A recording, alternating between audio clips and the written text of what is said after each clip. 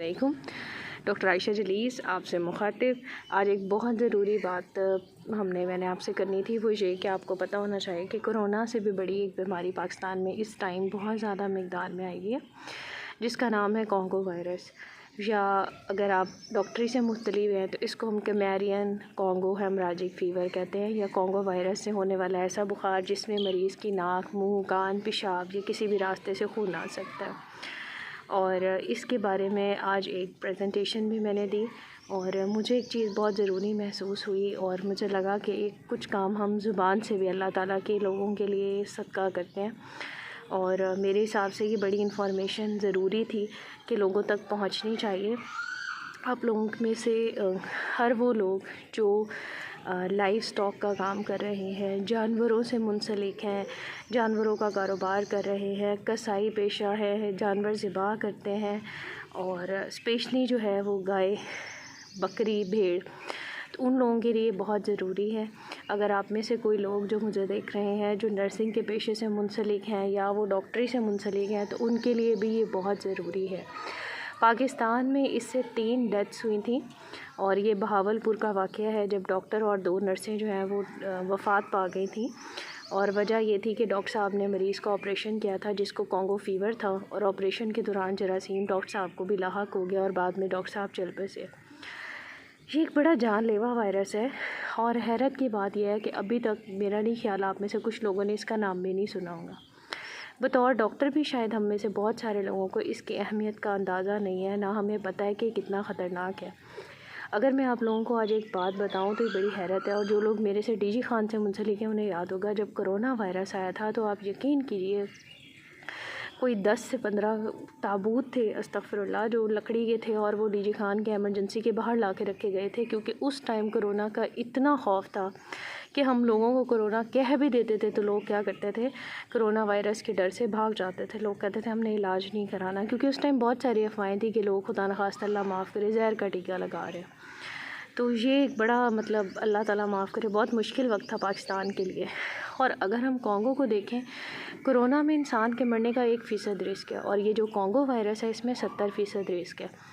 तो ये एक बहुत ज़रूरी काम है कि हमारे मुल्क में लोगों को अंदाज़ा होना चाहिए कि ये इतना ख़तरनाक वायरस है जिसका अल्लाह ताला माफ़ करे लोगों पे बहुत ज़्यादा ख़तरनाक जो है वो अफेक्ट्स आ सकते हैं। और दूसरा मैंने आपको बताना था कि इसमें हर वो शख्स जो इस पेशे से मुंसलिक है, सबसे पहले अगर आपने जानवर रखे हैं अपने जानवरों की वैक्सीनेशन कराएं।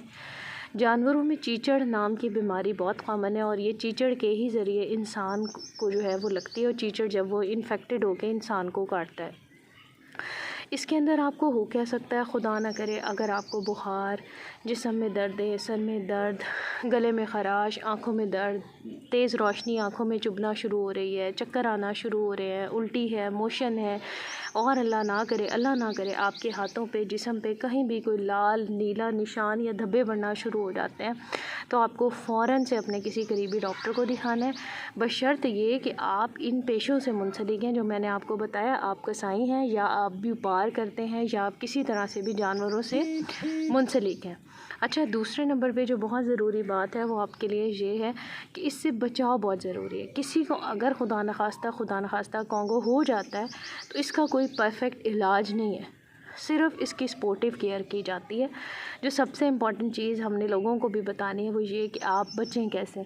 अगर आप इन पेशों से मुंसलिक हैं, कोशिश करें बंद जूतों का इस्तेमाल करें, दस्तानों का इस्तेमाल करें, अपने जानवरों के ऊपर इंसेक्टिसाइड या कीड़े मार स्प्रे कराएं, अपने जानवरों को आइवरमेक्टिन नाम का टीका लगता है वो टीका लगवाइए, जानवरों के आसपास गंदगी आलाइश इकट्ठी ना होने दें, कूड़ा वगैरह को आग लगाएं ताकि जानवर उससे भाग जाए।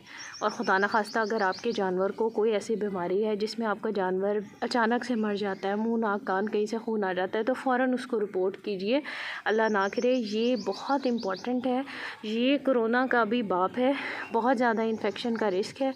अल्लाह ताला आप सबका हामी और नासिर हो। आपने ख़ुद भी बचना है और सदका जारिया समझ के शेयर करना है। स्पेशली मेरी रिक्वेस्ट है उन लोगों से जो खुदा न खास्ता अल्लाह ना करे हेल्थ केयर प्रोफेशन है, अल्लाह ताला रहम करे उन नर्सों के लिए, उन डिस्पेंसरों के लिए जो हमारी खिदमत कर रहे हैं, जो हस्पतालों में काम कर रहे हैं, हर वो शख्स जो जानवरों से मुंसलिक है, व्यापार करता है, कसाई करता है।